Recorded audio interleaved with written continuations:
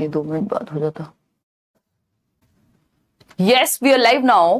Hello friends, this is Himanshi and welcome to let's learn. तो आज हम करेंगे मैथ्स पेडागोजी और एक सेट उठा करके डिस्कशन करेंगे कि जो 7-8 टॉपिक हैं आपके मैथ्स पेडागोजी में, उनसे क्वेश्चंस 15 नंबर की आती है आपकी पेपर 1 में, और पेपर 2 में जो मैथ्स की पेडागोजी है उसका अपने आप में उतना ही वेटेज आप मान के चलो, बट कॉमन टॉपिक्स हैं।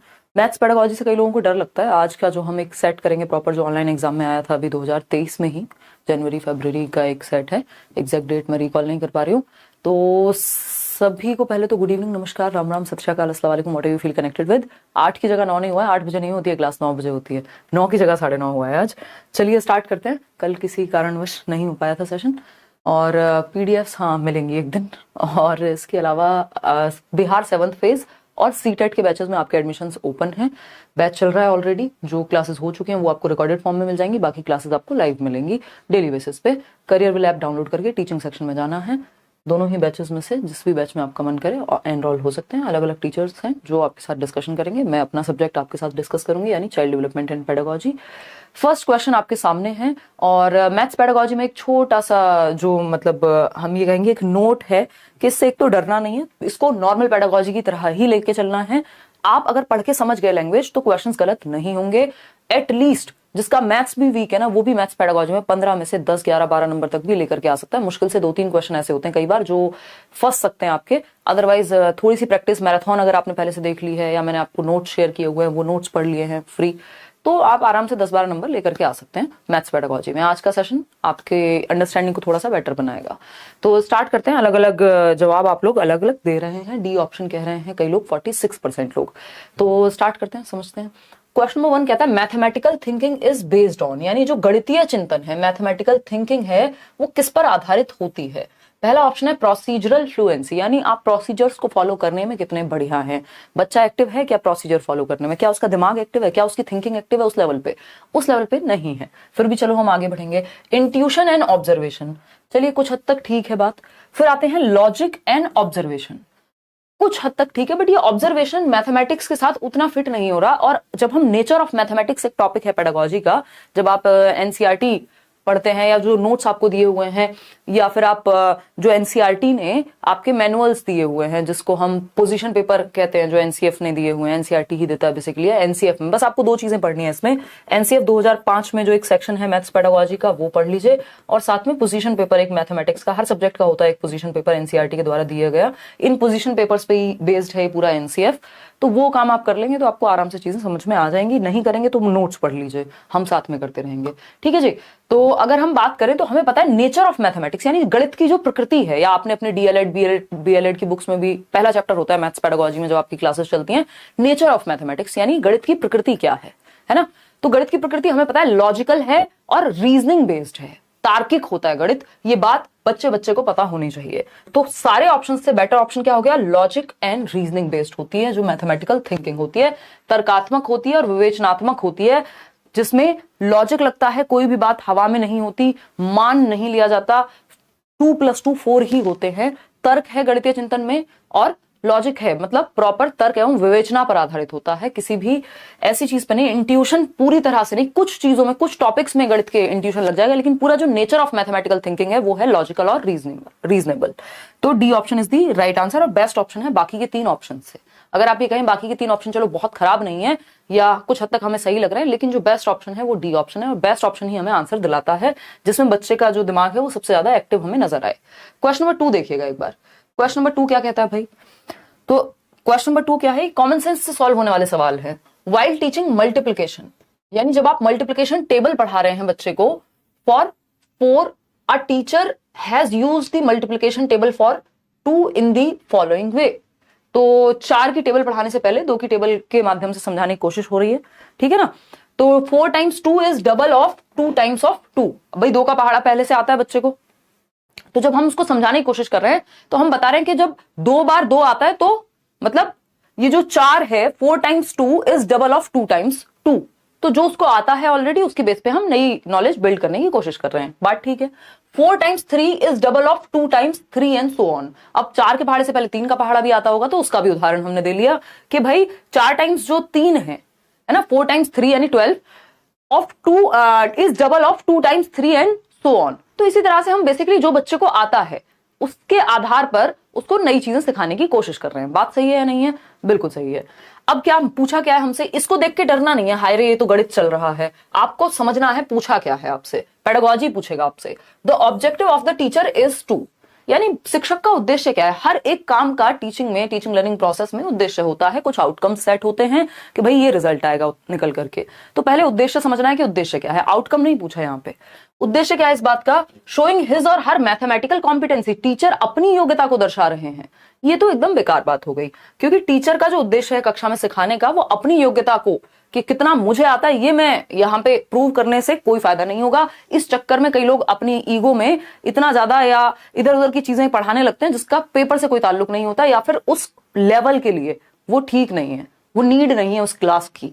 तो ये बात भी गलत हो गई। बी ऑप्शन है introduce the concept of double, यानी दुगने की अवधारणा का परिचय दे रहे हैं। पहाड़ी की बात चल रही थी। Encourage the student to use mathematical tricks to learn the tables quickly, trick हो गई क्या ये? नहीं। Use patterns and relationships to develop new concepts using the previous knowledge of students. ये बात हमें पढ़ के ही समझ आ गई थी, मैंने बोल भी दी थी, मुझे पता भी नहीं था फोर्थ ऑप्शन में प्रीवियस नॉलेज लिखा होगा। हमें पढ़ के समझ आ गई थी कि बच्चे के पूर्व ज्ञान से जोड़ने की कोशिश हो रही है। जो बच्चे को 2 का पहाड़ आता है उसके बेसिस पे जोड़ करके एक पैटर्न पहचानने की हम कोशिश कर रहे हैं जो पहाड़ों में फॉलो होता है, यानी टेबल्स में फॉलो किया जाता है, एक पैटर्न है। तो हमने एक पैटर्न को रिलेशनशिप बिल्ड किया उस पैटर्न का नए कॉन्सेप्ट के साथ जो बच्चे को ऑलरेडी आता था, जो पूर्व ज्ञान है। पूर्व ज्ञान को मैं क्या कहती हूँ? नींव है आपकी। जब आप घर बनाते हैं नींव पहले भरी जाती है ना, तो आप जब जो नींव है उसके ऊपर ही इमारत बनती है। बिल्डिंग जो बनेगी वो नींव के ऊपर बनेगी, ठीक। तो ये नींव है एक तरह से जिसका इस्तेमाल नए कॉन्सेप्ट को सिखाने में किया जा रहा है। और नए कॉन्सेप्ट को कैसे सिखा रहे हैं? ये जो पैटर्न है कि 4 times 2 is double of 2 times of 2, तो ये पैटर्न हम सिखा रहे हैं और रिलेशनशिप जोड़ पा रहे हैं। ठीक है जी। उदय सर की क्लास होपफुली कल या परसों में एक बार मैं उनको पूछ के बताती हूँ। आज उनको लगवाना था सेशन, बट मैं आज फोन ऑफ करके आराम से सो चुकी थी क्योंकि आज बैच में क्लास होती नहीं है और कल मुझे पता नहीं था इस बारे में। क्वेश्चन नंबर 3 देखिए, आ student has the concept of fraction, he she can easily understand the concept of rational number by linking it with fraction according to पियाजे। पियाजे हर जगह आते हुए मिलेंगे आपको, क्यों? क्योंकि पियाजे ने दिमाग कैसे डेवलप होता है इसके बारे में स्टेजेस दी हैं, है ना। तो वो तर्क कब आता है आपको पता है? कॉन्क्रीट ऑपरेशनल में 7 से 11 वर्ष में, ठीक है ना। तब हम रेशो प्रोपोर्शन सिखाने की बात करते हैं, ठीक है बात। तो एक बार जवाब देने की कोशिश कीजिए, फिर हम आगे बढ़ेंगे। रिंकी गुप्ता, ठीक है। ऐसे अलग अलग सब्जेक्ट करते रहेंगे, टेंशन ना लो, पेपर निकलेगा मस्त तरीके से। तो एक छात्र के पास भिन्न की अवधारणा है। फ्रैक्शन समझते हो? समझते हो फ्रैक्शन? नहीं समझते हो मत समझो, क्योंकि ज्यादा नहीं समझना, जो पढ़ लिया उसी का इस्तेमाल करना है, वो उदय सर समझाएंगे। तो एक छात्र के पास भिन्न की अवधारणा है, वह परिमेय संख्या की अवधारणा को भिन्न से जोड़कर आसानी से समझ सकता है क्योंकि उसको फ्रैक्शन का कॉन्सेप्ट आता है। अब वो रैशनल नंबर के कॉन्सेप्ट को रिलेट करके, क्योंकि जुड़े हुए हैं आपस में, कनेक्शन बिल्ड हो जाएगा, तो वो क्या करेगा? सीख लेगा। क्या है पियाजे के कॉन्सेप्ट में अगर हम समझें तो ये कौन सी प्रोसेस है जो इसके लिए रिस्पॉन्सिबल है कि जो हमें आता है उससे कनेक्ट करके हम कुछ और सीख जाएं। यानी ब्रेन में कुछ तो एसिमिलेटेड है, कुछ तो भरा हुआ है, कुछ तो जुड़ा हुआ है हमारे स्कीमा में। बात सही है। स्कैफोल्डिंग, यहाँ कोई हेल्प की बात तो हुई नहीं है, बच्चा कहीं अटक रहा हो, ना वाइगॉस्की की बात हुई है, ना ब्रूनर की बात हुई है जिन्होंने ये दिया था। तो assimilation is the right word, कि आत्मसात करना, एसिमिलेट करना। आपके ब्रेन में ऑलरेडी एक कॉन्सेप्ट है जो आपने एसिमिलेट किया हुआ है, वो है फ्रैक्शंस का कॉन्सेप्ट। आपने उसी से जोड़ करके एक जुड़ा हुआ कॉन्सेप्ट आप समझ जाएंगे। अब क्यों? क्योंकि आपके ब्रेन में एक स्कीमा है, आपने एक एसिमुलेटेड स्कीमा आपके ब्रेन में है, ऐड किया हुआ है आपकी नॉलेज में, उसी से जोड़ करके कुछ और भी समझ जाएंगे। तो ये प्रोसेस कौन सी यूज होगी? एसिमुलेशन। याद होगा एक क्वेश्चन आता है कि एक बच्ची है सीता नाम की, जो दाल चावल खाना सीख रही है, मिला करके खाती है, वो दोनों को मिक्स करके हाथ से खाना सीख रही है। तो ये क्या है? ये प्रोसेस है जो उसको आता है ऑलरेडी, उससे जोड़ करके कुछ और सीख रही है। यानी ब्रेन में चीजें हैं, बस उसी का इस्तेमाल करके काम बन रहा है। तो ये डीकॉम्पोजिशन, डिसेंट्रेशन का यहाँ कोई पॉइंट नहीं है, क्योंकि पर्सपेक्टिव चेंज नहीं करना, उसको डिसेंटर नहीं करना, अलग अलग यूज नहीं देखने किसी चीज के, उससे जोड़ के कुछ सीखना है। तो assimilation is the right answer over here. आगे बढ़ेंगे क्वेश्चन नंबर 4। क्वेश्चन नंबर 4 देखिएगा। क्वेश्चन नंबर 4 है आपका, अगर आप 10 सेट बैठ करके 5 सेट मैं सॉल्व करा दूं, या जितना भी हो पाएगा उतना करने की कोशिश करेंगे, 5 आप खुद से, 10 आप खुद से बैठ करके सिर्फ प्रीवियस ईयर के सेट सॉल्व कर लेते हैं, ये 15-15 नंबर के, 10 नंबर से 1 नंबर कम आएगा नहीं। और वो जो फ्री नोट्स दिए हुए हैं डिस्क्रिप्शन बॉक्स में उनको पढ़ लेना, है ना। ऊपर ही रहोगे, फिर आप 15 के आसपास ही जाओगे। बल्कि a grade 4 student is enable to do multiplication, एक चौथी कक्षा का बच्चा है जो मल्टीप्लीकेशन नहीं कर पा रहा है, जबकि हम FLN में, फ्लुएंसी और जो आपका फाउंडेशनल लिटरेसी एंड न्यूमरेसी की बात है, जो हम कह रहे हैं कि बच्चे को तीसरी कक्षा तक आ जानी चाहिए कि बेसिक जोड़ घटा गुणा भाग वो सीख जाए, पढ़ना लिखना वो सीख जाए, ये आपका नेशनल एजुकेशन पॉलिसी कहती है ना। और कक्षा 3 तक यानी लगभग 8-9 साल की उम्र तक, 9 साल की उम्र से पहले पहले बच्चे को ये आना चाहिए। लेकिन एक बच्चा है जो चौथी क्लास में आने के बावजूद आपका मल्टीप्लिकेशन उसको नहीं आता involving 2 digit numbers, 2 digit number का। भाई 2 डिजिट में मुश्किल होती है ना, हो सकता है 1 डिजिट का उसको आता होगा, तो 2 डिजिट नंबर यानी उसको कहीं 32 गुणा 32 करो तो उसको दिक्कत हो सकती है।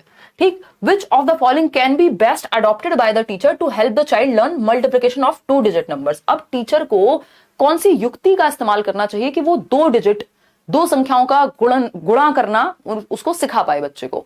तो पहला ऑप्शन है he she should make the student memorise multiplication. अब आपने पेडागोजी इतनी पढ़ ली है, सीडीपी इतनी पढ़ ली है, आपको पता है कि याद कराना, रट्टे लगवाना, ये सब कोई बहुत एक्टिव रखने का तरीका बच्चे को नहीं है। उसे विद्यार्थियों को पहले गुणन सारणी पहाड़े याद करवाने चाहिए, होता है ऐसा। लेकिन अब यहां 2 डिजिट की बात हो रही है, तो 2 डिजिट में ऐसा नहीं है कि पहाड़े उसको आते ही नहीं होंगे, है ना भाई। अगर सिंगल डिजिट भी आती होगी तो कुछ पहाड़े आते भी होंगे। तो मुद्दा यहां पे याद करवाना नहीं होता कभी भी। सिंपल फंडा ये है, he she should tell the student to use calculator to multiply 2 numbers. तो फिर टीचर का क्या चार डाले वो बेचारा बच्चा, जब उसको कैलकुलेटर से ही हमेशा जो है गुणा करनी है। तो कोई सेंस इस बात का बना नहीं, बच्चा उतना एक्टिव यहां नहीं है। बच्चे को सिखाने पे हमें जोर देना है यहाँ पे, ये नहीं है कि बस आंसर आ जाए।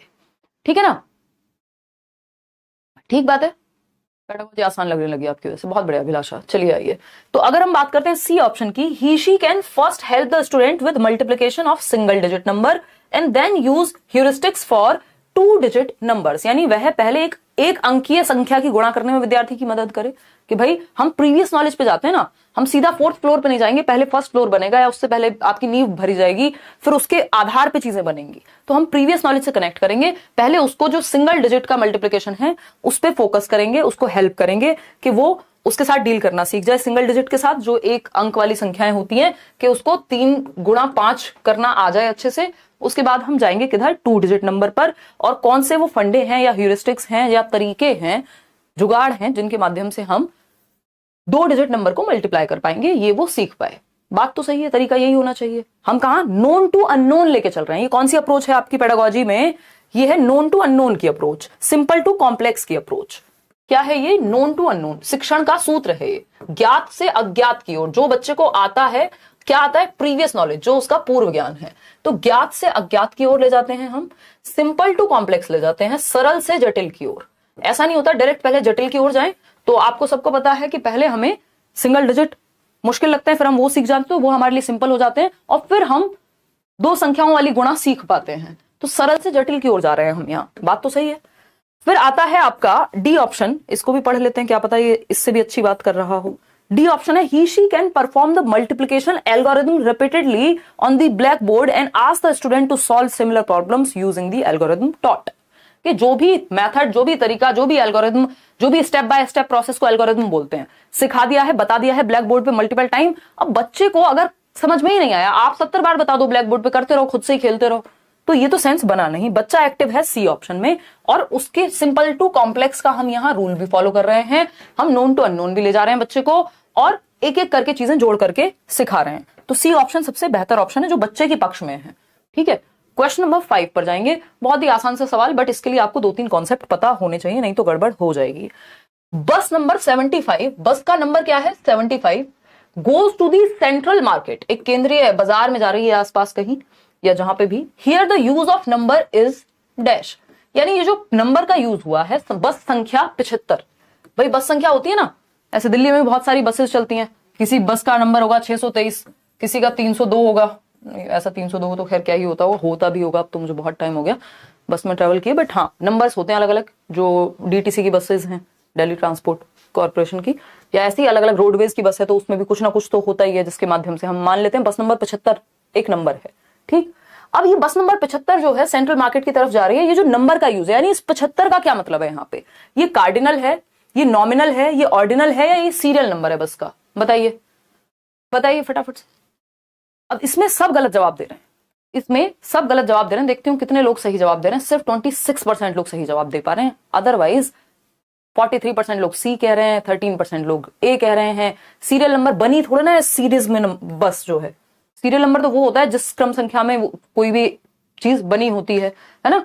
तो अगर हम बात करें यहाँ पे तो ये ऑर्डिनल नहीं होगा, सी ऑप्शन जितने लोग कह रहे हैं, ये नॉमिनल नंबर है एक, जो उस बस को नंबर दे दिया गया है। जैसे 623 कोई उस बस की संख्या नहीं है, वो लेबल कर दिया गया है जिससे पहचान पाए, अंकित है ये, है ना। वो अंकित मूल्य पढ़ते थे, विराट कोहली की जर्सी पे अगर 18 लिखा हुआ है तो ऐसा थोड़ी विराट कोहली का कुछ 18 मतलब कुछ कहीं कोई ऑर्डर बन रहा है टीम में, 18 तो प्लेयर भी नहीं होते अगर देखा जाए तो ये क्या, या एमएस धोनी की हम बात करें तो 7 नंबर उनको दे दिया गया है ना। सचिन तेंदुलकर की जर्सी बहुत फेमस है 10 नंबर, या ऐसे और भी बहुत सारे एग्जांपल्स हो सकते हैं। तो वो लेबल के लिए है, उसका अपने आप में कोई ऐसा महत्व नहीं है कि वो 10 लोग के बारे में बात हो रही है या क्रम के बारे में बात हो रही है। ऑर्डिनल में तो क्रम होता है, बस नंबर 75 का मतलब ये नहीं कि वो एक क्रम में लगी हुई बस है, वैसी बात नहीं हुई। हो सकता है वो आगे खड़ी हो पीछे खड़ी हो, ये जस्ट एक लेबलिंग नंबर दिया गया है। तो ये क्या हुआ, अंकित नंबर हुआ या अंकित संख्या हुई, नॉमिनल नंबर। अगर हम कार्डिनल की बात करते हैं तो कार्डिनल बताता है कि कोई चीज कितनी है, कि 12 लोग। अब ये 12 लोग जो 12 नंबर है वो कार्डिनल हो गया यहां पे, कि टोटल कितनी संख्या है किसी चीज की, 12। ठीक है बात। अगर हम बात करते हैं यहां पे कितने आदमी थे, याद कीजिए शोले मूवी, कितने 4-5 जो भी थे, तो वो कार्डिनल नंबर हो गया कि टोटल कितनी संख्या, किस बारे में बात हो रही है, कितने लोग हैं, हाउ मैनी, तो वो कार्डिनल नंबर से पता चलता है। ठीक। अगर हम बात करें यहां पर, अगर लेबल करने के लिए जो हम संख्या यूज कर रहे हैं वो है नॉमिनल नंबर। ठीक है बात। ऑर्डिनल नंबर ऑर्डर बताती है किसी चीज का, कि भाई यहां से तीसरा, किसी को अगर हमें बताना हो कि भाई फलाने का घर कहां है या कोई जगह कहां है, तो हम कहते हैं यार यहां से ना तीसरे कट पे लेफ्ट ले लेना। अब वो तीसरा जो है वो ऑर्डिनल है, वो पहला आएगा फिर दूसरा आएगा फिर तीसरा आएगा। यहां जरूरी नहीं है 75 का मतलब है टोटल नंबर बसेस जो है 75 ही होंगी। सीरियल नंबर हमें पता ही है, कोई चीज जब बनती है तो उसकी एक सीरीज में एक नंबर होता है, क्रम संख्या, जो एक तरह का अगर देखा जाए तो ऑर्डिनल नंबर ही हो गया, कि ऑर्डर के हिसाब से सीरीज बनाई गई है। तो ये एक बेसिक सी बात है, nominal number is the right answer, ध्यान रखिएगा। ऑर्डिनल ऑर्डर को, क्रम सूचक है। क्वेश्चन नंबर 6, सीरियल नंबर नहीं है वो बस का, जो कई लोग सीरियल नंबर अभी भी कह रहे हैं। क्वेश्चन नंबर 6 देखिएगा एक बार। क्वेश्चन नंबर 6 क्या है, when asked to numerically represent the number 402। ये क्वेश्चन हर बार आता है पेडागोजी में, बस थोड़ा सा घुमा फिरा करके पूछ लेता है। ठीक है जी। अगर हम बात करें 402 लिखने को कहा गया बच्चे को, है ना, कक्षा 5 के एक विद्यार्थी को जब 402 लिखने को कहा गया तो वह 4002 लिख देता है ना, 4002 लिख देता है। उसी प्रकार 608 लिखने को कहा गया तो 6008 लिख देता है, एक 0 एक्स्ट्रा चल रही है। ठीक है ना। इस भ्रांति का सर्वाधिक उपयुक्त स्पष्टीकरण क्या है, ये जो मिसकॉन्सेप्शन बन गया है बच्चे के दिमाग में, इसको कैसे ठीक करें। हम सबने बचपन में ये गलतियां की हैं भाई। पेडागोजी आपको पढ़ के समझना है कि बच्चे को सिखाना कैसे है। पहला ऑप्शन है the child is simply careless, बच्चे में कमी नहीं ढूंढनी होती। पहली बात ये, हमारे मेथड में कुछ कमी रही होगी या किसी कॉन्सेप्ट में कोई कमी रही है, इसका मतलब ये नहीं है कि बच्चे में कमी रही है। हर एक बच्चा क्रिएटिव है, क्यूरियस है, और क्या है, एबिलिटी टू लर्न के साथ जन्म लेता है। ये चाइल्ड सेंटर्ड एजुकेशन जो आपकी बाल केंद्रित शिक्षा है वो मानती है, कंस्ट्रक्टिविस्ट अप्रोच भी इसी को मानेगी, रचनावादी भी। तो ये तो गलत हो गया। The child is simply writing the number as he she hears it, उसको जैसा सुन रहा है वैसा वो लिख रहा है। अब 402 सुन रहा है और 4008 लिख रहा है, या 4002 लिख रहा है, तो ये तो सेंस नहीं बना, है ना। द चाइल्ड हैज, इसका मतलब है कहीं ना कहीं कॉन्सेप्चुअल अंडरस्टैंडिंग में प्रॉब्लम है। The child has not fully understood the place value system. हमेशा ये क्वेश्चन घुमा फिरा के आपको देखने को मिलता है कि क्या गड़बड़ है भाई, प्लेस वैल्यू नहीं समझ पा रहा है बच्चा, कि इकाई धाई जो आपका जो 1 10 100 1000 जिसको हम बोलते हैं, इकाई धाई सैकड़ा, 1000 10,000, वो वाला कॉन्सेप्ट जो प्लेस वैल्यू का कॉन्सेप्ट है वो नहीं समझ पा रहा बच्चा। तो हम ये कहेंगे साधारणतः बच्चा वही लिखता है, वो तो गलत बात हो गई। बच्चे को स्थानीय मान प्रणाली की पूर्ण समझ नहीं है, अभी वो क्लियर नहीं हो पा रहा इस कॉन्सेप्ट को लेकर के, जो प्लेस वैल्यू का कॉन्सेप्ट है, कि प्लेस वैल्यू से सारी कहानी बदल जाएगी। जो चीज 402 थी, एक 0 एक्स्ट्रा लगते ही वो 4002 बन गई। तो ये प्लेस वैल्यू के कॉन्सेप्ट में बच्चे को दिक्कत है, इसलिए मिसकॉन्सेप्शन हो रहा है। फिर भी डी ऑप्शन चेक करेंगे। The child lakhs intelligence and mathematical knowledge, बच्चे में तो बुद्धि की ही कमी है। अब ये सेंसलेस बात हो गई। एज अ टीचर आपको ऐसी बात कभी नहीं करनी कि बच्चे में तो बुद्धि की कमी है, गणितीय ज्ञान की कमी है। अरे ये सब गलतियां, एरर्स जो हैं, पार्ट ऑफ लर्निंग है। त्रुटियां होना साधारण सी बात है, सामान्य सी बात है, प्राकृतिक सी बात है। अगर मैं कहूं गलतियां, कोई कभी गलती ही नहीं करता हो तो वो थोड़ा प्रॉब्लमेटिक बात है।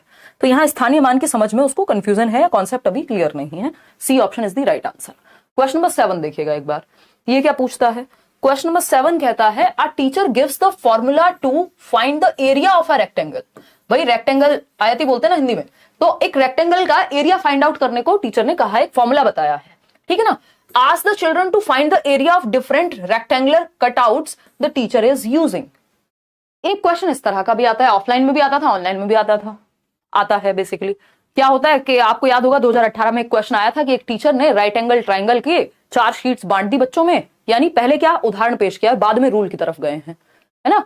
किशन चौहान बहुत बढ़िया, बताइए एक बार फटाफट से। तो हम यहाँ पे क्या हुआ है, पहले एक टीचर ने फॉर्मूला दे दिया सीधा सीधा, हमारे लिए इजी हो गया, है ना। a+b का होल स्क्वायर, या रेक्टेंगल की बात कर रहे हैं l×b बता दिया, या वॉटेवर जो भी एरिया के बारे में, कुछ भी हो सकता था। लेकिन मुद्दा क्या है यहाँ पे, गणित नहीं सीख पूछा आपसे पूछा क्षेत्रफल का फॉर्मूला पहले बता दिया, और अब बच्चों को बाद में उसको अप्लाई करके अलग अलग रेक्टेंगुलर शेप्स का एरिया निकालने को कहा गया है। फॉर्मूला से हम एग्जाम्पल की तरफ जा रहे हैं, रूल से एग्जाम्पल जा रहे हैं। फॉर्मूला क्या होता है, एक रूल होता है जो सभी के लिए सेम होगा। रूल टू एग्जाम्पल जाना डिडक्टिव मेथड कहलाता है, यानी निगमनात्मक विधि कहलाती है ना। ये कोई ऑब्जर्वेशन मेथड नहीं है, लेबोरेटरी मेथड नहीं है, या तो ये इंडक्टिव होता है या तो ये डिडक्टिव होता। तो ये डिडक्टिव मेथड है क्योंकि रूल टू एग्जाम्पल गए। यही अगर एग्जाम्पल पहले दिया होता टीचर ने, बहुत सारे रेक्टेंगुलर दिखाए होते, फिर बताया होता इनमें क्या समानताएं हैं, फिर फॉर्मूले तक पहुंचते। यानी पहले हमने परिभाषा नहीं बताई संज्ञा की, यहां पे पहले परिभाषा बता दी, बाद में उदाहरण बताए। अगर पहले उदाहरण बता देते बाद में परिभाषा तक जाते तो वो इंडक्टिव मेथड हो जाता। तो यहां पे सिंपली लिख सकते हो इंडक्टिव मेथड बोले तो एग्जाम्पल टू रूल, उदाहरण से नियम की ओर जाना। वहीं अगर हम डिडक्टिव की बात कर रहे हैं तो यहां रूल टू एग्जाम्पल जाना, यानी नियम से उदाहरण की ओर जाना। इसमें गलती कर देते हैं जबकि ये इतना आसान क्वेश्चन है, ठीक है ना। तो ये बेसिक बात हमें ध्यान में रखनी है। 2 मिनट लेकर के हम इसको थोड़ा सा समझ भी लेते हैं। इंडक्टिव और डिडक्टिव कहीं भी पूछा जा सकता है। ये दोनों अप्रोचेस देने का जो श्रेय है एक्चुअल में वो जाता है अरस्तु को, यानी एरिस्टोटल को, ठीक है ना, एक यूनानी दार्शनिक। इंडक्टिव रीजनिंग या डिडक्टिव रीजनिंग या मेथड के नाम से हम बाद में जानते हैं, ठीक है। इसमें मैंने शायद एक बहुत पुरानी वीडियो आपको मिल जाएगी व्हाइट बोर्ड वाली, डिडक्टिव मेथड, निगमनात्मक विधि। ये हर सब्जेक्ट में यूज हो जाती है, चाहे आप ग्रामर पढ़ रहे हो, व्याकरण यानी कि, चाहे आप कोई और सब्जेक्ट पढ़ रहे हो, ठीक है ना। तो यहां पे हम इसको आगमन विधि, किसको, इंडक्टिव मेथड को शांति से समझेंगे। 15 ही क्वेश्चन है आज, ज्यादा क्वेश्चन नहीं, छोटी रहेगी क्लास क्योंकि 15 ही क्वेश्चंस का सेट करेंगे। ऐसे सेट आप 10-12 लगा लेंगे, आपकी पेडागोजी इतनी बढ़िया हो जाएगी कि आप पेपर में 15 में से 10-12 नंबर कम से कम ले आए। यदि कुछ टेढ़े मेढ़े क्वेश्चंस भी आ गए 2-3 थियरी बेस्ड, आगमन विधि और ये है आपका निगमन विधि। क्या है ये, निगमन विधि। क्लियर है बात भाई। ग्रामेटिकल चीजों में या गणित में डिडक्टिव मेथड काफी यूज होता है। तो अगर हम बात करें, यहां पहले आपने रूल बता दिया बच्चे को, क्या बताया, रूल बता दिया। रूल टू एग्जाम्पल लेकर के जाते हैं, यानी नियम से उदाहरण की ओर। संज्ञा की परिभाषा बताई और फिर उसके उदाहरण बताए, है ना। किसी वस्तु स्थान किसी व्यक्ति वस्तु स्थान के नाम को संज्ञा कहते हैं। फिर बताया आगरा क्या है, एक संज्ञा हो गई। तुम्हारा नाम क्या है हिमांशी, संज्ञा हो गया। इसी तरह से जब आपने पहले डेफिनेशन बताई कि भाई noun is the name of a person, place और thing is known as noun, फिर बाद में आपने एग्जाम्पल दे दिए कि तुम्हारी जो फेवरेट डिश है छोले भटूरे, वो क्या है, आपकी संज्ञा का ही उदाहरण है। तो पहले नियम बताया, और यहाँ पे यही तो हुआ है, पहले फॉर्मूला बता दिया और फिर फॉर्मूला से प्रैक्टिस कराए जा रहे हैं हम, a+b का होल स्क्वायर, और फिर बहुत सारे क्वेश्चंस दे दिए। तो ये क्या हुआ, रूल टू एग्जाम्पल जाना है, ठीक। अगर हम इंडक्टिव की बात करें, छोटे बच्चों के लिए इंडक्टिव ज्यादा बेटर रहता है, बाकी डिपेंड करता है कहाँ आप कौन सी अप्रोच यूज करेंगे, वो उस चीज पे डिपेंड करेगा जो आप पढ़ा रहे हैं। दोनों का मिक्स एंड मैच भी चल सकता है। छोटे बच्चों के लिए इंडक्टिव ज्यादा बेहतर रहता है क्योंकि यहाँ हम उदाहरण से नियम की ओर जाते हैं। हमने बहुत सारे राइट एंगल ट्राइंगल दिखाए, ये क्वेश्चन आया था 2018 में, बहुत सारे राइट एंगल ट्राइंगल दिखाए, और उसके बाद हमने बच्चों से रूल पूछा कि इनमें समानता क्या दिख रही है। ये ऐसा हो गया, अगर मैं गणित के कॉन्सेप्ट के हिसाब से बताऊं, कि आपने पहले क्या किया, 4 शीट दे दी बच्चों को जिसमें स्क्वायर बना था। स्क्वायर समझते हो, वर्ग कहते हैं स्क्वायर को।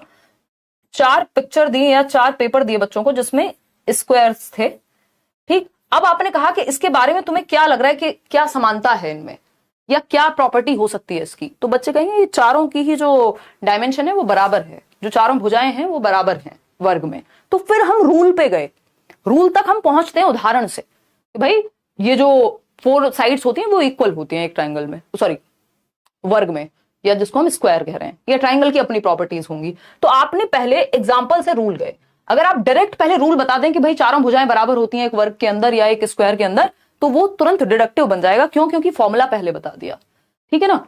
तो यहाँ पे एग्जाम्पल टू रूल, या हम एग्जाम्पल को कहते हैं स्पेसिफिक टू जनरल, बट वो उतना बनता नहीं है। रूल टू एग्जाम्पल का मतलब है जनरल टू स्पेसिफिक, सामान्य से विशिष्ट की ओर। इतनी बेसिक बातें ध्यान रखनी है, सिंपल ये एक लाइन याद रखोगे चल जाएगा काम। आगे बढ़ेंगे क्वेश्चन नंबर 8 पर। क्वेश्चन नंबर 8 क्या कहता है भाई, समझते हैं। पेडागोजिकल क्वेश्चन है, लैंग्वेज हमेशा बड़ी होती है बट डरना नहीं है, आपने घबराना नहीं है। बताइए क्वेश्चन नंबर 8 फटाफट से। गुड इवनिंग भाई, बताओ एक बार। सब्सक्राइब करके बेल आइकॉन दबा करके रखा करो ताकि नोटिफिकेशन टाइम पे पहुंच जाए, या फिर टेलीग्राम चैनल पे भी जुड़ जाओ ताकि वहां फिर मैं कोई भी सेशन होता है उससे पहले नोटिफिकेशन आपका जाता ही है।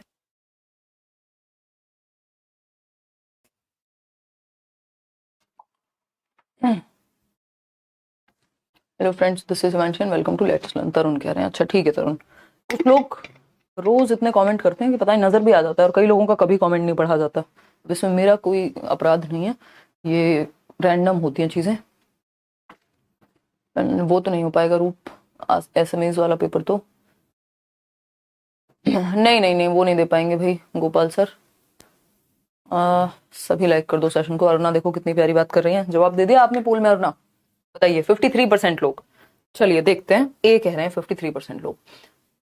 जेनेट अपनी कक्षा में बहुभुज के कई उदाहरण देती है, यानी Janet uses many examples and non examples. Non examples पता है ना, जो उस चीज के अराउंड होते हैं या इनडायरेक्टली उस चीज को क्लियर करने में मदद करते हैं हमारी। कि जब आपने समझाया कि ट्राइंगल क्या होता है तो आपने एक एग्जांपल दे दिया किसका, स्क्वायर का, कि देखो स्क्वायर ट्राइंगल नहीं होता, तो ये नॉन एग्जांपल हो गया। ठीक है ना। तो जब आप एग्जांपल और नॉन एग्जांपल दे रहे हैं किसका, पॉलीगन्स का, यानी बहुभुज का। In her class she uses mathematical vocabulary and engages the students in discussions, यानी बच्चे एक्टिव हैं क्योंकि चर्चा में इन्वॉल्व कर रही हैं teacher. She has the knowledge of errors, यानी बच्चे गलतियां करते हैं ये टीचर को पता है। एंड ऑल्टरनेट कॉन्सेप्शंस, उनको ये भी पता है कि बच्चे कई बार भ्रांतियां पैदा हो जाती हैं बच्चे के दिमाग में। जैसे अभी एक मिसकॉन्सेप्शन पढ़ा था ना हमने थोड़ी देर पहले, कोई क्वेश्चन था तो भ्रांति पैदा हो जाती है। वो सोच सकता है कि नहीं यार रेक्टेंगुलर की भी चारों साइड बराबर होती हैं, मतलब कुछ भी ऐसी भ्रांति मिसकॉन्सेप्शन पैदा हो सकता है, ये भी टीचर को पता है पहले से। As a mathematics teacher which of the following is most appropriate for Janet. अब जेनेट एक गणित की शिक्षिका के रूप में सबसे उचित बात जेनेट के लिए क्या है, बताइए। हाँ, पोल में आंसर देते हैं और फिर चेंज कर लेते हैं। आजकल तो चेंज वाला system I think Taleb change हो गया, अब आप शायद अपना आंसर चेंज नहीं कर पाते हैं। देखिएगा, तो अगर हम बात करें, आप भी तो इसलिए पढ़ रहे हैं पेडागोजी में अल्टरनेट कॉन्सेप्शंस, ये जो आपकी वैकल्पिक अवधारणाएं हैं हम क्यों जान रहे हैं। पेडागोजी में अलग से एक टॉपिक है जिसपे हम चर्चा करते रहते हैं। एरर, यानी आपको एज अ टीचर ये भी पता होना चाहिए कि बच्चों का गलतियां करना सामान्य बात है। लर्निंग की प्रोसेस में, अधिगम की प्रक्रिया में, शिक्षण अधिगम की प्रक्रिया में गलतियां सामान्य सी बात है, पार्ट एंड पार्सल है। अब ये बात जो है एक मैथमेटिक्स टीचर के रूप में क्या सबसे उपयुक्त बात है जेनेट के बारे में, जबकि उनको ये सब पता है। She has pedagogical content knowledge, यानी उन्हें शिक्षा शास्त्रीय विषय वस्तु का ज्ञान है, जैसे आप पढ़ रहे हैं अभी, है ना, कि पेडागोजी स्पेशली पढ़नी है, नहीं तो सीटेट क्लियर नहीं हो पाएगा। जिसको पेडागोजी नहीं आती उसका सीटेट नहीं हो सकता, है ना। रटने से तो सिर्फ नहीं काम चलेगा, कुछ ना कुछ फंडे तो दिमाग में रखने पड़ेंगे। तो पेडागोजी क्या है, science of teaching, art of teaching, पढ़ाते कैसे हैं, वो उस चीज का शास्त्र पेडागोजी है, कि पढ़ाने का शास्त्र, एक तरह से शिक्षण शास्त्र इसीलिए कहते हैं इसको। तो इनको नॉलेज है कि बच्चे गलतियां भी करते हैं, बच्चे ऑल्टरनेटिव कॉन्सेप्शंस या भ्रांतियां भी बच्चों में पैदा हो जाती हैं, और वो एग्जाम्पल और नॉन एग्जाम्पल दोनों दे रही हैं ताकि बच्चे को और ज्यादा क्लियर हो जाए कि जब वो बर्ड के बारे में बता रही हैं तो वो बता दें कि ये हेलीकॉप्टर है और ये बर्ड नहीं होता। जब वो स्क्वायर के बारे में बता रही हैं या पॉलीगन के बारे में बता रही हैं तो उन्होंने और भी शेप्स दिखाई कि देखो ये पॉलीगन से कैसे अलग हैं। तो ये नॉन एग्जाम्पल होता है कि कैसे अलग है। ठीक। She has only subject matter knowledge, भैया ये एरर का कॉन्सेप्ट, ऑल्टरनेटिव कॉन्सेप्ट या एग्जांपल्स और नॉन एग्जांपल्स यूज करना, ये पेडागोजिकल कॉन्सेप्ट है। ये सिर्फ गणित में नहीं, हर सब्जेक्ट में लागू होते हैं, हर सब्जेक्ट को पढ़ाने में लागू होते हैं। तो ऐसा नहीं, सब्जेक्ट मैटर की ही नॉलेज है। She has understanding of mathematical errors, यहां पे लिखा है कि मैथमेटिकल एरर, ये तो इन जनरल बच्चे हर सब्जेक्ट में गलतियां कर सकते हैं, भ्रांतियां हर सब्जेक्ट में पैदा हो सकती हैं, कंफ्यूजन हर सब्जेक्ट में पैदा हो सकती है, एग्जांपल्स हर सब्जेक्ट में दिए जाते हैं। डी ऑप्शन है, शी हैज करिकुलर नॉलेज। तो ऐसा थोड़ी सिर्फ पाठ्यक्रम की ही वो बात कर रहे हैं कि जो पाठ्यक्रम में वही पढ़ा पाएंगी। इस अप्रोच से जिसको पढ़ाने का ज्ञान है वो कुछ भी पढ़ा सकता है, पढ़ाने का तरीका अगर किसी को आता है तो ये बात तो सही है। तो A option is the right answer. उसे शिक्षा शास्त्रीय विषय वस्तु का ज्ञान है, यानी टीचर जो है जेनेट को, she has pedagogical content knowledge, पढ़ाने के फंडे पता है, साइंस ऑफ टीचिंग पता है। तो अच्छी पेडागोजिकल स्किल है टीचर की। A option is the right answer. Question number 9 देखिए एक बार फटाफट से। क्वेश्चन नंबर 9 कहता है इन अ कंस्ट्रक्टिविस्ट क्लासरूम, एक रचनावादी कक्ष। याद कीजिए आपका एनसीएफ भी रचनावाद को फॉलो करता है, आपकी नेशनल एजुकेशन पॉलिसी भी, यानी रचनावाद क्या कहता है, प्याजे, वाइगॉस्की, ब्रूनर, ये सब रचनावादी हैं जो कहते हैं बच्चे को एक्टिव रखो, मीनिंगफुल लर्निंग होनी चाहिए, अर्थ निर्माण होना चाहिए। ठीक है ना, ठीक है, हाँ सही है शिवानी शर्मा, बिल्कुल। देखिए जवाब दीजिए, 72%, 71% लोग ए दे रहे हैं जवाब। चलिए देखते हैं। तो एक कंस्ट्रक्टिविस्ट क्लासरूम में जहां नॉलेज को कंस्ट्रक्ट किया जाएगा, बच्चे को एक्टिव रखा जाएगा, अब mathematics teacher can improve the teaching and learning process by, एक संरचनावादी कक्ष में गणित का एक शिक्षक शिक्षण एवं अधिगम प्रक्रिया में सुधार कैसे कर सकता है, बच्चों को और ज्यादा एक्टिव रख के। रिफ्लेक्टिंग ऑन क्लासरूम प्रैक्टिसेस, यानी कक्षाई प्रक्रियाओं पर मनन करके कि आज मैंने क्या पढ़ाया, क्या सही हुआ, कहां बच्चों को कंफ्यूजन हुई, अगली बार कौन सा बेहतर उदाहरण दिया जा सकता है, एग्जाम्पल कौन सा और बेटर यूज किया जा सकता है, बच्चों को ज्यादा एक्टिव कैसे रखा जा सकता है, इस चीज पे मेटाकॉग्निटिव परासंज्ञानात्मक क्षमताएं वो यूज कर रही हैं, मेटाकॉग्निटिव एबिलिटीज यूज कर रही हैं, रिव्यू कर रही हैं, प्लान कर रही हैं, रिफ्लेक्ट कर रही हैं, मेरी टीचिंग लर्निंग में क्या चेंज आना चाहिए और बेहतर कैसे बनाऊं। हर दिन का एक प्लानिंग होती है टीचर की। तो ये बात एकदम सही है कि यहाँ पे रचनात्मकतावाद फॉलो हो रहा है क्योंकि बच्चे को सेंटर में रखा जा रहा है। Giving more questions for practice, सिर्फ अभ्यास के लिए ज्यादा प्रश्न दे देना, अब ये तो रिफ्लेक्ट करके पता चलेगा ना कि कमी कहां है या बेहतरी की जरूरत कहां है, इंप्रूवमेंट की जरूरत कहां है।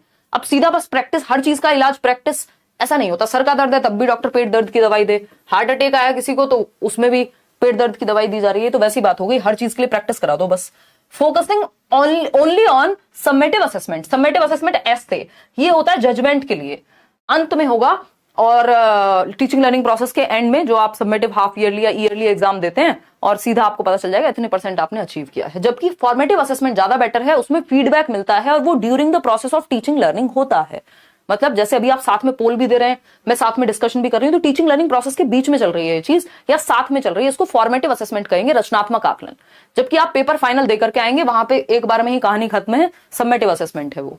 तो समेटिव असेसमेंट कोई सही तरीका नहीं है, रचनावादी कक्ष ये नहीं मानता कि लास्ट में बस नंबर में डिवाइड कर दो। Identifying bright students and preparing them for competitive examinations, रचनावाद ये नहीं कहता कि कुछ बच्चों को तो निकाल लो और उनको कॉम्पिटिटिव एग्जाम के लिए प्रिपेयर कराओ क्योंकि वो ब्राइट हैं और बाकी बच्चों को छोड़ दो। रचनावाद तो बच्चे की क्या है, यूनिकनेस पे जाएगा। थोड़ा फास्ट कराइए, चलिए ठीक है फास्ट कराइए, बहुत जल्दी में है। जो लोग पेडागोजी से डरते हैं, स्पेशली मैथ्स पेडागोजी से, उनको और डरा दें। तो कक्षाई प्रक्रियाओं पे रिफ्लेक्ट करेगी टीचर, मनन करेगी, चिंतन मनन करके, और फिर आगे क्या चेंज हो सकता है। टीचर क्या है, फैसिलिटेटर है। रचनावाद में टीचर सुविधादाता है। क्वेश्चन नंबर 10 देखिएगा एक बार। क्वेश्चन नंबर 10 देखिए, क्वेश्चन ज्यादा नहीं है, 15 क्वेश्चन आने हैं, तो उनको अच्छे से डिटेल में कर लेंगे तो नुकसान नहीं होगा, फायदा ही होगा। देखिएगा क्या है question. According to national curriculum framework 2005, यानी राष्ट्रीय पाठ्यचर्या की रूपरेखा 2005 के अनुसार, teaching and learning methods in mathematics at primary level should focus on, यानी जो आपका एनसीएफ है उसके अनुसार प्राथमिक स्तर पर गणित में शिक्षण और अधिगम विधियां केंद्रित होनी चाहिए। यानी किस तरह के या किन तरह के मेथड्स को हम यूज करें प्राइमरी लेवल पर एनसीएफ के according. Child centred methods, constructivism पे बेस्ड है आपका पूरा जो एनसीएफ है, यानी बच्चे को एक्टिव रखो। टीचर क्या है, सुविधादाता है, फैसिलिटेटर, एक माली की तरह, एक गार्डनर की तरह जो ध्यान रखता है, ठीक, थोपता नहीं है चीजें। तो जहां बच्चा एक्टिव होगा हम समझ जाएंगे। Explorations of various patterns in mathematics, यानी गणित में विभिन्न प्रतिमानों की खोज पर, यानी बच्चा एक्टिव है। जब वो खोज करेगा, एक्सप्लोर करेगा, डिफरेंट पैटर्न्स को समझेगा, तो बच्चा एक्टिव है, बात तो सही है। Developing the skills of estimation and approximation among learners, शिक्षार्थियों में अनुमान एवं सन्निकटन के कौशलों के विकास पर ध्यान दें कि भाई अप्रोक्सीमेशन पता हो, उसको 0.5 लिखा है तो इसका मतलब ये होगा, है ना। एक बेसिक स्किल्स एस्टिमेट करने की चीजों को आ जाए गणित में, चलो जरूरी है। Informal ways of learning like games, solving puzzles, यानी जो अधिगम की अनौपचारिक विधियां हैं, यानी सिर्फ पेन पेपर पे नहीं, जो डिफरेंट तरीके से बच्चा लाइफ में सीख रहा है कि पजल सॉल्व करके, गेम खेल करके भी वो कॉन्सेप्ट सीखता है, तो बच्चा इसमें भी एक्टिव है, यहां भी एक्टिव है। रिगरस प्रॉब्लम सॉल्विंग, देखो प्रॉब्लम सॉल्विंग तक बात सही थी, वो भी प्रॉब्लम सॉल्विंग किस लेवल पे कह रहे हैं, प्राइमरी लेवल पे। अंतहीन प्रॉब्लम सॉल्विंग, बस समस्या समाधान कराओ रात और दिन, ये वैसी सी बात हो गई। रिगरस प्रॉब्लम सॉल्विंग सही उत्तर नहीं है, है ना। तो डी ही यहां सिर्फ नेगेटिव है और ए बी सी डी का तो वैसे भी हमारे पास ऑप्शन नहीं है, तो आंसर जो है ए बी सी हो जाएगा, सिंपल। क्योंकि परिशुद्ध समस्या समाधान यानी सिर्फ समस्या समाधान पे हार्डकोर फोकस कर रहे हैं प्राइमरी लेवल पे, जब भी आपको बच्चे को एक्टिव रखने पे फोकस करना है, अभी वो इतना बड़ा समस्या समाधान करता नहीं बन गया है, तो रिग्रेस नहीं लिखा होता तो एक बार को फिर भी इंक्लूड कर लेते, या फिर चारों ऑप्शंस होते, तब भी ऐसा नहीं, मुझे नहीं लगता कि ये लोग फिर रिग्रेस वर्ड अपने आप हटा देते। आपसे दुश्मनी तो है नहीं, तो C option is the right answer over here. आगे बढ़ेंगे, क्वेश्चन नंबर 11 देखिएगा। क्वेश्चन नंबर 11 देखिएगा, तो ये भी क्वेश्चंस आजकल देख रहे हैं आप, इस तरह के कॉम्बिनेशन वाले क्वेश्चंस आते हैं। ये क्वेश्चंस इजी होते हैं बट कई लोग कंफ्यूज हो जाते हैं इसमें। Which of the following are the various structures associated with the concept of division? भाग याद कीजिए, है ना, संबंधित विभिन्न, किससे संबंधित, विभाजन से संबंधित। जो डिवीजन है आपका, भाग देना है ना, 32 को भाग देना है किससे, 6 से, ठीक। बताइए, तो इसके लिए कौन सी संरचनाएं बच्चे को या संकल्पनाओं से उसको परिचित होना चाहिए। तो पहला है ऑर्डरिंग, यानी 1 2 3 4, रेशो, इक्वल शेयरिंग या रीअरेंजिंग। बी ऑप्शन 53% लोग जवाब दे पा रहे हैं, B and C, B and C. बहुत बढ़िया, कितने लोग, 53% लोग, बहुत बढ़िया, मन खुश कर दिया आपने आज, इतनी भी उम्मीद थी नहीं, क्योंकि इस तरह के क्वेश्चंस में कई लोग कंफ्यूज हो जाते हैं। देखो आपको 2 ऑप्शन हटाने पड़ेंगे यहाँ पे, क्योंकि ओनली बी का सेंस नहीं बनता कि ऐसा नहीं है ना बाकी ऑप्शंस गलत हैं, और डिवीजन में तो होता ही है। इक्वल शेयरिंग का कॉन्सेप्ट बच्चों को नहीं पता होगा, भाई हम ऐसे ही तो पढ़ाते हैं कि 4 चीजें हमारे पास और 2 लोग हैं, तो कैसे बांटे कि बराबर बढ़ जाए, तो इसके लिए हम डिवीजन का कॉन्सेप्ट यूज करते हैं। तो डिवीजन में या भाग में इक्वल शेयरिंग की तो जरूरत पड़ती ही है, समान संभागी ये आता ही है। जब भी हम डिवीजन का कॉन्सेप्ट लाते हैं तो हम इसी तरह से ऐसे ही वर्ड प्रॉब्लम्स फेंकते हैं बच्चों के सामने, जिससे हम इंट्रोड्यूस कर पाए किसको, डिवीजन के कॉन्सेप्ट को। बात तो सही है, और किस रेशो में बांटे, रेशो भी भाग में आता ही है, जुड़ा हुआ कॉन्सेप्ट है बिल्कुल, तो ये बात तो सही है। ऑर्डरिंग का कॉन्सेप्ट यहाँ पे क्रम में लगाना, जब हम डिवीजन तक गए तो ये हम वैसे भी मान रहे हैं कि इतना उसको आता होगा, ठीक है ना। रीअरेंज करना वो यहाँ पे मुख्य बात नहीं रह जाती, तो बी और सी ज्यादा अप्रोप्रिएट है, हमें छोड़ना पड़ेगा ए और डी को, ठीक। तो B option is the right answer. आगे बढ़ेंगे क्वेश्चन नंबर 12 पर। ये क्या कहता है भाई, क्वेश्चन नंबर 12 कहता है development of numeracy skills does not imply, यानी जो संख्यात्मक ज्ञान है बच्चे का, या संख्याई कौशल के विकास का अर्थ क्या नहीं है। नॉट पूछा है आपसे, है ना, वो फाउंडेशनल लिटरेसी एंड न्यूमरेसी की हम बात कर रहे थे कि बच्चों को बेसिक संख्यात्मक ज्ञान होना चाहिए। बताइए एक बार फटाफट से बताइए क्या जवाब सही होगा। नोट्स तो आपको कान्हा मिले हुए हैं ऑलरेडी, मैंने डिस्क्रिप्शन बॉक्स में टेलीग्राम पे भी पिन किए हुए हैं, फ्री नोट्स हैं वो 5 सब्जेक्ट के, पढ़ लो एक बार उनको देख करके, ठीक है जी। आज सारे ठीक जा रहे हैं, बहुत बढ़िया ललित यादव। देखिए बी ऑप्शन कितने लोग कह रहे हैं, 74% लोग। चलिए समझते हैं, संख्याई कौशल के विकास का अर्थ नहीं है, आपको एक नेगेटिव ऑप्शन चूज करना पड़ेगा। Knowledge about numbers and number operations, संख्याओं और संख्याओं की प्रक्रियाओं के बारे में ज्ञान होना, बिल्कुल हम कहेंगे किसका क्या है, ये एक न्यूमरेसी के बारे में, संख्यात्मक जो समझ है आपकी उसके बारे में बात है। Understanding about numbers as well as shapes, आपको नंबर्स और शेप्स के बारे में आइडिया हो, चलो ठीक है, ये बात भी, बच्चा एक्टिव भी है और नंबर्स के बारे में जानकारी आना होगा। रोट मेमोराइजेशन, बस मिल गया आपको जवाब, rote memorization of counting numbers. ये रटना तो कभी भी हम कहते ही नहीं है कि हमारे किसी भी पढ़ाने के मेथड में आना चाहिए कि हम रटवा रहे हैं, मेमोराइज करवा रहे हैं, रिकॉल करवा रहे हैं बच्चे को, रिप्रोड्यूस करवा रहे हैं मियर इंफॉर्मेशन को, है ना। Skills required for handling data in real life, ये सारे बढ़िया हैं, लेकिन रोट मेमोराइजेशन गलत है, और जो गलत है वही सही है क्योंकि पूछा ही गलत है। तो C option is the right answer over here.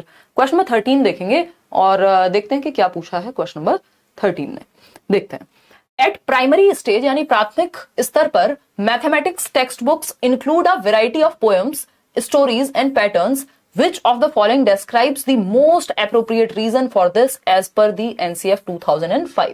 जो आपका डॉक्यूमेंट है, जो आपको NCF जिसको हम कहते हैं, जो आपको दिशा देता है कि कौन सी चीजें कैसे पढ़ाई जानी चाहिए, NCERT ने डेवलप किया था, अभी नया NCF भी आ चुका है, ठीक है ना।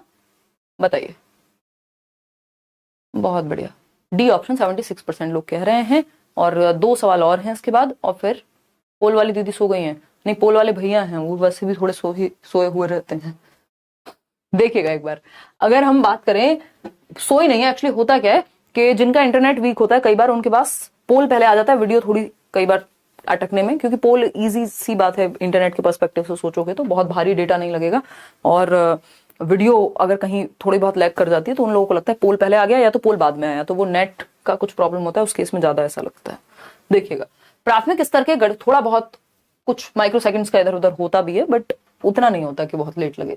प्राथमिक स्तर के गणित में पाठ्य पुस्तकें, विविध कविताएं, कहानियां और प्रतिमान संलग्न होते हैं। जब आप गणित की भी किताब पढ़ेंगे 1st to 5th की, तो उसमें बहुत सारी स्टोरीज होती हैं। आपको लगेगा पता नहीं ये क्या चल रहा है, गणित है कि स्टोरी है, क्योंकि बच्चे वैसे ही सीखते हैं। इंग्लिश भी कराएंगे प्रैक्टिस और ना, टेंशन ना लो, ठीक। तो बच्चे वैसे ही सीखते हैं।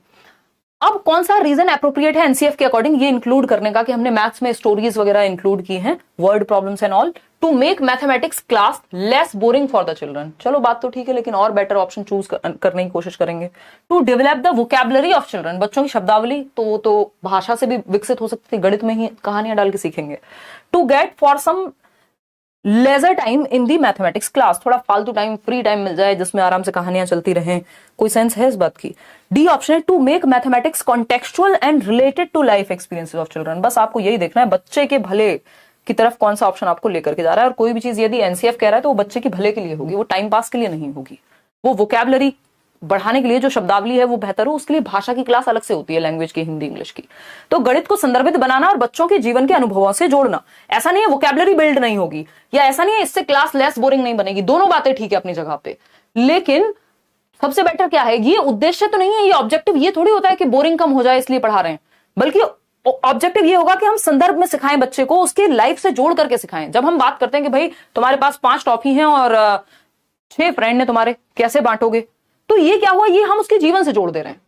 तो D option is the right answer over here, इसलिए हमने वर्ड प्रॉब्लम्स या कहानियां, कविताएं ये सब जोड़ी हैं। क्वेश्चन नंबर 14 देखिएगा एक बार, क्या कहता है question number 14, second last question है। A student of class 5 performed multiplication of 2 digit numbers in the following way. 2 digit number का मल्टीप्लिकेशन एक बच्चे ने गुणा करके देखी है, 17 गुणा 26, 17 गुणा 20 प्लस 6 या 20 जमा 6 जिसको हम कह देते हैं, ठीक। 17 into 26 is equal to 17 into 20 plus 6। अब ये क्या किया बच्चे ने, उस 26 को तोड़ दिया है, बस डिफरेंट तरीके से गुणा की है। 26 को डायरेक्ट करके 20 प्लस 6, तो वो उसने अपनी क्रिएटिविटी लगाने की कोशिश की। गलत थोड़ी हो जाएगा जवाब, आंसर तो वही निकल के आएगा। तो अगर हम देखें how should the teacher evaluate this student, कैसे मूल्यांकन करे टीचर इस बच्चे का, फेल कर दे? नहीं, the teacher should give her 0 marks as this is incorrect method. पहले ही ऑप्शन में लिख दिया 0 नंबर दे दो। भाई इनकरेक्ट मेथड क्या होता है, उसने कक्षा 5 का बच्चा है, नए नए कॉन्सेप्ट सीख रहा है और अपने दिमाग के हिसाब से वो अपना क्रिएटिविटी लगाने की कोशिश कर रहा है। गलत थोड़ी जवाब किया जा सकता है ये, 26 को 20 प्लस 6 नहीं लिख सकते क्या, लिख सकते हैं, ठीक। The student has adopted a different method and hence should be praised and given full marks for this. विद्यार्थी ने एक अलग विधि का उपयोग किया है, इसलिए उसकी प्रशंसा कर पूरे अंक देने चाहिए। मतलब उसको अप्रिशिएट कर सकते हो, भाई तुमने डिफरेंट मेथड यूज किया है, बट अगर आपको अपना कोई इनपुट साथ में चिपकाना है कि बेटा इससे टाइम ज्यादा वेस्ट होता है या व्हाटएवर, तो वो आप एक कर सकते हो। लेकिन उसको उसने सही किया है, जो उत्तर है, सही दिया है, तो उस चीज के लिए आप उसको अप्रिशिएट करेंगे और अप्रिशिएट करने के साथ साथ मतलब प्रेज कर सकते हैं, कोई दिक्कत इसमें है नहीं। उसको 0 नंबर तो नहीं देंगे। The teacher should deduct some marks for adopting a different algorithm. यही तो होता है, हम यही तो एक्सपेक्ट करते हैं कि बच्चा फिर अपनी अभिव्यक्ति भूल जाता है, फिर वो उतना ही लिखता है जैसा मेरे टीचर ने कराया, बस उतना ही लिखना है मुझे, कुछ भी अलग किया तो मैडम नंबर नहीं देंगी। यही होता है स्कूल्स में। डी ऑप्शन है, अगर अलग किया है और सही लिखा है तो कोई दिक्कत नहीं है, डिफरेंट मेथड हो सकता है, किसी बात को कहने का डिफरेंट तरीका भी हो सकता है। ये बात लैंग्वेज में भी लागू होगी, यहां भी लागू होगी। द टीचर शुड डिडक्ट नहीं, the teacher should tell the student to use the same method as taught in the classes. इसी की तो बात कर रही थी मैं, कि सेम नहीं कि मेरी टीचर ने तो ऐसे कराया, मैं इसको ऐसे लिख ही नहीं सकता, है ना। तो मेरे मामा जी टीचर थे और पूरी प्राइमरी एजुकेशन मतलब उन्होंने बहुत बढ़िया एक बेस बनवा दिया था मेरा। और ये मुझे याद है कि तो मैं एक डिफरेंट स्कूल में पढ़ती हूँ, वो भी पढ़ाते हैं बढ़िया से सारे सब्जेक्ट्स और क्वालिफाइड हैं, प्रॉपर इतने साल से पढ़ा रहे हैं। अब वो मुझे अगर बचपन में बताते थे कि बेटा इसको ना ऐसे भी कर सकते हैं, या हम, मेरे को वो चीज समझ में आ गई है, लेकिन मुझे डर क्या है, मैं कहूंगी नहीं मेरी टीचर नंबर नहीं देगी मेरे को, तो वो बोलेंगे अच्छा कैसे नहीं देगी, मैं बात कर लूंगा या व्हाटएवर। मतलब गलत नहीं है अगर कोई चीज, तो ये हमारे अंदर होता है। क्यों? क्योंकि हमें सिखा दिया गया कहीं ना कहीं कि teacher should tell the student to use the same method as taught in the class, कि जिस मेथड से पढ़ाया गया उसके अलावा कुछ भी इधर उधर गया, नंबर गया आपका। तो ये गड़बड़ है, ये सही तरीका नहीं है। B option is the only right answer के अलग मेथड यूज करने के लिए या किसी बात को अलग तरीके से कहने के लिए यदि सही जवाब है तो जवाब नंबर मिलने ही चाहिए और एप्रिसिएशन भी मिलना चाहिए कि बच्चे ने क्रिएटिविटी का इस्तेमाल करने की कोशिश की है। क्वेश्चन नंबर 15 देखिएगा, as per NCF 2005 position paper on mathematics. Position paper की बात हो रही है, अभी हम थोड़ी देर पहले बात भी कर रहे थे पोजीशन पेपर की। एनसीईआरटी पोजीशन पेपर पब्लिश करता है, एनसीईआरटी की वेबसाइट पे भी मिल जाएंगे, वैसे जरूरत पड़ेगी नहीं अगर हम बैचेस में हैं या हम यूट्यूब पे भी आपने अगर मैराथन वगैरह देख लिए हैं, सारे सेशंस देख लिए हैं, नोट्स बना लिए हैं। एक्स्ट्रा पढ़ना नुकसानदायी नहीं होता, बट अगर समय है तो पढ़ सकते हो। तो गणित पर राष्ट्रीय पाठ्यचर्या रूपरेखा 2005 के आधार पत्र के अनुसार लोक कलन विधि, यानी किसकी बात हो रही है? एल्गोरिथम, वो भी कौन सा? Folk algorithm can enrich the child's perception of mathematics, what is meant by folk algorithm, यानी लोक कलन विधि का मतलब क्या है? हाँ, पहला ऑप्शन है an algorithm develop to recite folk songs. Folk लिख दिया, इसका मतलब हमें लगता है कि लोक का मतलब ये नहीं है कि जो लोक गीत की ही बात हो रही होगी, फोक सॉन्ग्स की ही बात हो रही होगी, बेसिकली जो चलन में है उस जगह पर या देश में या व्हाटएवर लोगों में। तो यहाँ पे ये तो गड़बड़ हो गया, सिर्फ सॉन्ग के बारे में थोड़ी बात हो रही है। An algorithm used in ancient times, एक ऐसा एल्गोरिथम जो प्राचीन काल में इस्तेमाल में आता था, अब नहीं आता है, ऐसा तो नहीं है। ट्रेडिशनल कल्चरल एंड उसको हम वैदिक मैथमेटिक्स कह देते तो ज्यादा बेटर होता, ये ऑप्शन अगर बात हो रही होती तो। Traditional cultural and social activities, यानी सांस्कृतिक एवं सामाजिक गतिविधियां, जी नहीं, गणित के परिप्रेक्ष्य में बात हो रही है। The mode of mental calculations used by people who are not formally educated, ये बात एकदम सही है कि हम डेली लाइफ में जो लोकल मैथमेटिक्स या जो रियल लाइफ में मैथमेटिक्स यूज कर रहे हैं लोग, चाहे वो आपका कोई शॉपकीपर हो सकता है, अगर आप गांव में जाएंगे तो एक दुकानदार हो सकता है वो पढ़ा लिखा हो ही ना, लेकिन उसका जो आपकी गणना है वो एकदम ठीक होती है, यानी कैलकुलेशन एकदम सही होती है। तो ये हमारे मेंटल ऑपरेशंस हैं या कैलकुलेशंस हैं used by people who are not formally educated. आपके दादा नाना कोई भी व्यक्ति आपके आसपास हो सकते हैं जिनको प्रॉपर, जिन्होंने एजुकेशन नहीं ली है, लेकिन वो फिर भी उनके अपने फंडे हैं, या तो वो हाथ पे काउंट कर लेते हैं, हाथ पे भी क्या दिमाग में उनके आ जाती है, अच्छा 40 और 6, अच्छा इतना रहा होगा। अब वो व्यक्ति पढ़ा लिखा नहीं है लेकिन वो कैलकुलेशन यूज करता है, अपने मेंटल वेज हैं उसके, उन्हीं को हम फंडों को एल्गोरिथम कह रहे हैं यहाँ पे, ठीक है ना। तो ये फोक का मतलब ये जो चले आ रहे हैं या हमारे चलन में रहे हैं पहले से, अब वो लोक गीत भी उसी से बना है और यहाँ पे जो बात हो रही है वो भी उसी से संबंधित है। तो ये सिंपल आंसर इसका हो गया, D option is the right answer. अब ये ऐसा क्वेश्चन था जो फैक्चुअल था, इसमें मैं और आप कुछ बदल नहीं सकते जवाब, ठीक है ना। तो ये रहा टेलीग्राम चैनल, इस पे मिल जाएगा आपको लिंक, मेल भी मेंशन्ड है, बैचेस में भी आप एनरोल कर सकते हैं, जो लोग भी, जिनको लगता है कि भाई नहीं मुझे प्रॉपर बैच से पढ़ना पसंद है डेली बेसिस पे, तो और बाकी सब्जेक्ट्स भी अलग अलग टीचर्स डील कर रहे हैं। लाइक शेयर सब्सक्राइब आपने ना किया हो कर लीजिएगा, सीटेट आपका निकल जाएगा अगर आप शांति से अगले 1 महीने तक सिर्फ लेट्स लर्न से भी जुड़े हुए हैं, है ना। और बाकी be your own constant, out of 15 questions कितने ठीक किए आपने आज वो आप बताइएगा। और हमें बेसिकली क्वेश्चंस को पढ़ के समझना आना चाहिए, पेडागोजी में सारा खेल उसी चीज का है, क्योंकि जो आपने सीडीपी में पढ़ा है वो यहाँ भी काम आएगा, इवन वो सारे सब्जेक्ट्स की पेडागोजी में काम आएगा, क्योंकि पेडागोजी क्या है, एक वे ऑफ थिंकिंग है कि पढ़ाते कैसे हैं, वो कॉन्सेप्ट्स आपके दिमाग में अगर सेट हो गए तो कोई दिक्कत नहीं है ना। थोड़ा सा रिवीजन करेंगे 2-4 बार और कुछ सेट्स लगाएंगे हम तो और क्लियर हो जाएंगी चीजें। एक बार एक काम कर लेना कि maths pedagogy marathon by Himanshi Singh, ये एक बार मैराथन देख लेना और वो नोट्स पढ़ लेना। अगली बार जब हम एक सेट करेंगे मैथ्स पेडागोजी का तो आपको आसानी से समझ में आएगा, मतलब कंपैरेटिवली इजी लगेंगी, समझ तो आज भी आया होगा। ऐश्वर्या कह रही भीड़ के साथ चलने के कारण एक क्वेश्चन गलत हो गया है। ऐश्वर्या, इसको रैशनलाइजेशन कहते हैं, नहीं रैशनलाइजेशन ही कहते हैं, हाँ है ना, या प्रोजेक्शन कहते हैं। देखिए तो इसमें भीड़ का जो है, भीड़ की गलती कम है। अब आपको जो सही लगे वो लगाइए, ठीक है ना। चलिए ध्यान रखिए, टेक केयर। कि टीचर ने अच्छा नहीं पढ़ाया था इसलिए मैं फेल हो गई, ये वो वाली बात है, रैशनलाइजेशन है पूरी तरह से, प्रोजेक्शन नहीं है ना। ये डिफेंस मैकेनिज्म होते हैं, आगे पढ़ेंगे हम जब आप सीटेट के बाद वाली तैयारी करेंगे। चलिए टेक केयर, बाय बाय, ध्यान रखिए। कल संडे है वैसे तो कल तो ऑफ रखेंगे यार, है ना, ऑफ ही रखेंगे जहां तक है। चलिए take care, good night, bye bye. एक इंटरव्यू हो सकता है आपको देखने को मिले।